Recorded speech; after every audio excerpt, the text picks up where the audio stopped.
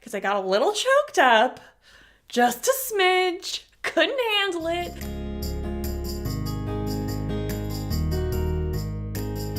Hello and welcome to IRL Jax, where I am Jax, and on this channel I talk about adoption, infertility, and pregnancy. If you're one of my wonderful subscribers, welcome back, ladies, and if you're new here, thanks for stopping by. Today's video is going to be all about the questions that I got asked during my domestic infant adoption home study. To catch everyone up, me and my husband are about 2 years into our infertility journey.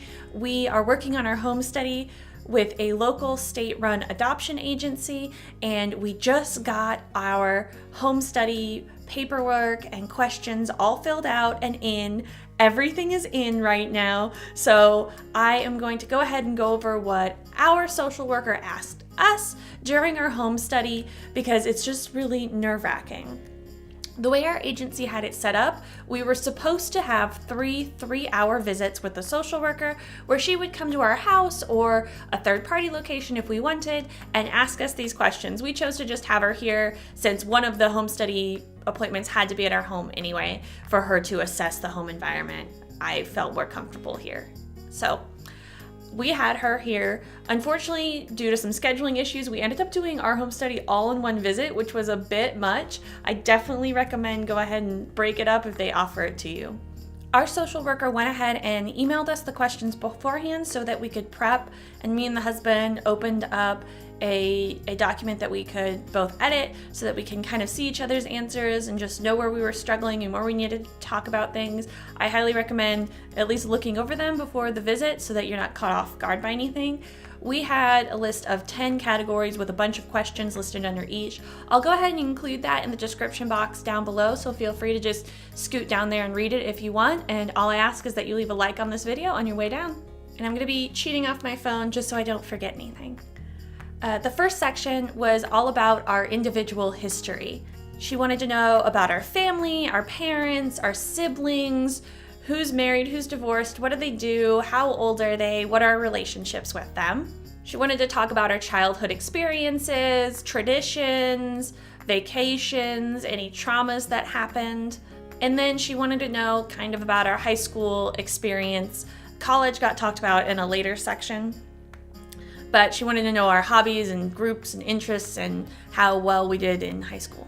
The second category was all about our marriage and our relationship. She wanted to know about any of our previous marriages, if we'd had them.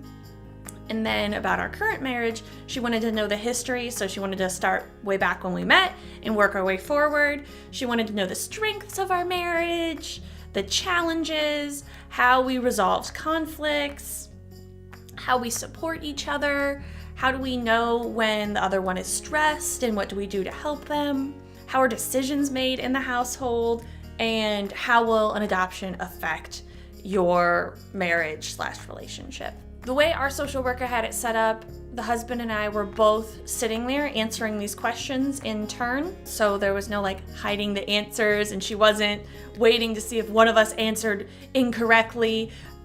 I like the way she explained it. The document she was making by us answering these questions is ours, and we'll get to review it before it gets final submission. So it's not like we're trying to pass or fail a quiz here.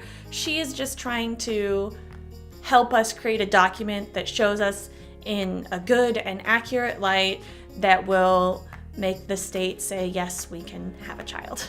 The third section was about family lifestyle. She wanted to know about our interests, our hobbies, how we interact with the community. She wanted to know how we express our feelings to our friends, if it's different than how we interact with each other. Any religious activities, cultural activities. She wanted to know about our little pets, so we told her all about our ferrets. And then she wanted to know about our family environment. Obviously she looked around our house to make sure our house was suitable for a child, could hold a child. She wanted to know where their room would be, that kind of thing. Then she asked us about our neighborhood. Are there families in the neighborhood? What kind of activities does the neighborhood have for families? And then our local family support, which relatives were in the area and what is their take on the whole adoption thing, and will they be helping us at all? And finally, she asked us about our community, She asked us about the schools, and luckily I'd already researched a bunch about the schools before we bought this house, so I could, tell her what school and school district we're in, and then just the area as far as, parks and daycares and all that kind of thing. The fourth section was really easy for us. It was on children in the home. We don't have any, so we breezed over that one. But if you do have children in the home, they want to know about those children's hobbies and interests and what they think about adoption, if you've told them, that kind of thing. And I believe if they're above 3, they actually sit down and interview the little kid too. It's not, they don't hold anything against them if they're like, no, I don't want a brother or sister. They don't hold it against your home study or anything. Again, this is a document that you control and have full editing power of, as long as it's truthful. So it's just to make sure that those kids are, well adjusted. The fifth section was all about finances. We had to fill out a kind of budget as part of our home study paperwork, but she wanted to know about, our retirement savings, cash on hand, our incomes, our expenses, what kind of life insurance we have, who it's through, that kind of thing. Section number 6 is all about health and wellness. She wanted to know if the husband and I had any pre-existing medical conditions, our whole childhood of health histories, broken arms, pneumonia, all that good stuff.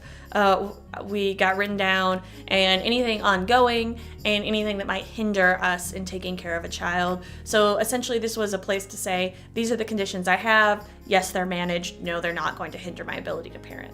She also touched on the mental health side of things and asked if either of us have ever seen a therapist and what about and what's ongoing. So of course it doesn't hurt. It doesn't count against you. Like, going to the therapist doesn't mark you off the list or anything. But for us, that was pretty simple. Obviously, I go to see a counselor for infertility. I'm a big proponent of making sure you take care of your mental health, especially during this infertility battle. It is just really rough on you mentally. So please seek the help of a mental health professional as soon as you think you need one. It really is worth it. And it's definitely one of the key tools in my tool belt for getting through this whole journey. Section 7 was about parenting styles and strengths. So the first question she asked each of us was what our goal was in being a parent. What would be like our kind of mission statement for raising a child, which is a very interesting question to be asked, and I think it's a really cool one to ask your significant other, just whenever you're on this journey, because it kind of brought up different like core beliefs and core guidelines that were really cool to discuss. And I don't think anyone ever really asks you that. When you go to like have children, they're always like, oh, what are you gonna name it? And what do you hope they do when they grow up? And no one asks you, what's like your goal? Why are you trying to become a parent? What's your goal with this child? I think it's just a really cool question to be asked. Kind of going one level above that in practicality was, how do you plan to discipline and nurture this child? What are your beliefs as far as corporal punishment, and what are your kind of guiding principles as far as discipline and praise and that kind of thing. This was a section where she said if we said we were totally okay with spanking and we planned on that being part of our practice, that would count against us, and that those home studies usually do not get viewed favorably.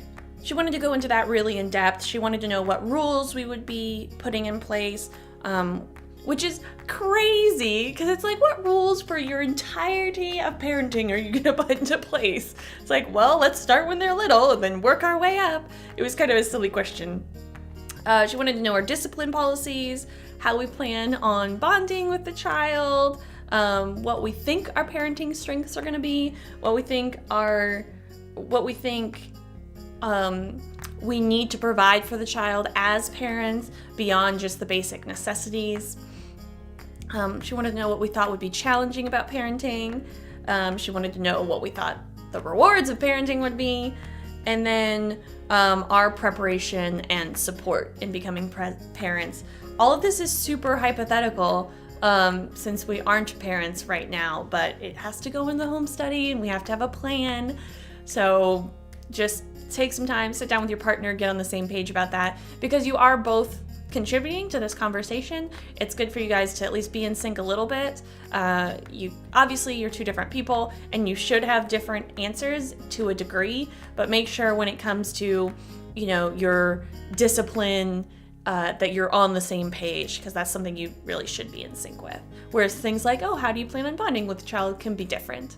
Section 8 was about your family's understanding of adoption. A lot of this actually came from our official adoption paperwork, and she just transferred it in, but it was clarifying that yes, once you adopt, this child is yours, no take backsies, like this is your legal child and you will have to take care of it.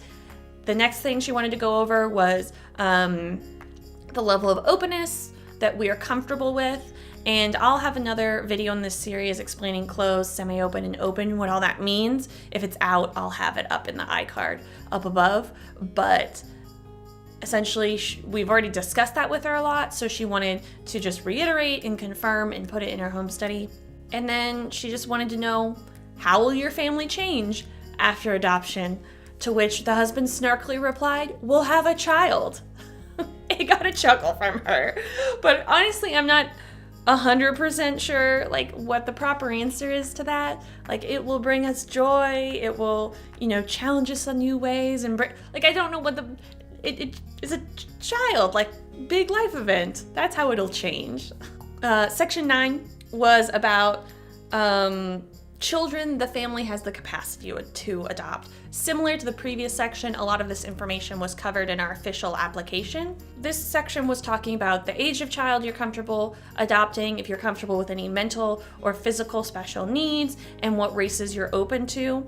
And in this section, they also talked about how you will bring that child's culture into your own life, if they are a different culture than your own. This is incredibly important for international adoptions, but it's also relevant in domestic adoptions when you're adopting children of other races, because even though they will be from America, there is a vast amount of cultural differences across the United States, so you need to be cognizant of that and make sure that they don't feel isolated, because you need to bring in parts of your own culture because they are part of your family and everything, but you need to make sure they are exposed to and have the ability to express themselves with other cultures so that they know where they came from, so that there's no big identity crisis, and so that they can relate to people. It's good to experience other cultures to relate to people in general, but it's very important to make sure that you relate to and have the cultural background of people that you look like as well, to make sure you don't ever, again, have any kind of identity crisis or feel like you've missed out on that part of your life. The science behind that is actually really cool if you ever want to dig down into the studies. Anyway, and then she wanted to make sure in this section also that if you were adopting a child from a different culture or that was a different race, that your extended family was going to be okay with that as well, because racism is real. And section 10, placement and support issues. She wanted to make sure that we had a support system and that we understood how difficult adoption can be. These were fun questions. She wanted to know what would happen if the husband or I died, what if we both died, or what if we got divorced? So we had to go through and pretend if we got divorced, what would happen? Very icky questions to answer. And she also brought up that this is probably a good time in our lives to, get a will together, because it's been on my to-do list for a while and I just don't have it done. So really need to get that done. And this is where she wanted to know what our plans were for childcare. You don't need to have a daycare picked out or anything, but if you're gonna stay home with the child, then say, he's gonna stay home with the child. Or if you're gonna go in daycare, they wanna make sure you know your maternity benefits and paternity benefits. So just those kind of questions. That was a quick breeze through of all the questions that we got asked during our home study visit. It honestly wasn't that bad. It took us, I think, 4 hours to get through that. Like I said, we just one-shotted it and did it all at once so that our schedules would all align and we could get it done and out there. Definitely, I think it's more normal to split it up, but you can get it done in one if you want to. Anyway, it was just, I think some of the hardest parts were when we had to describe the strengths and weaknesses of each other, because I got a little choked up just a smidge, couldn't handle it. And it was just a really cool, that was a cool experience. It was really hard for me, but you never just sit down, I think, and talk for a few minutes about, here are all the strengths. This is why I love you, just because of all of your life skills and how awesome you are. Like, you never just sit down and say that. You're always like, oh, you look really good today, or, I love when you help me with that, but you never talk about someone's like fundamental strengths and weaknesses, and it was just an interesting experience. So brace yourself. I got a little emotional doing that part, and you might too. If you found this video helpful, go ahead and give it a like. I have a whole Skill Up playlist if you want to see the other videos I've made about adoption and infertility. And if you are on your own adoption journey, I would love to hear about it in the comments below. But until next time, ladies, keep on fighting.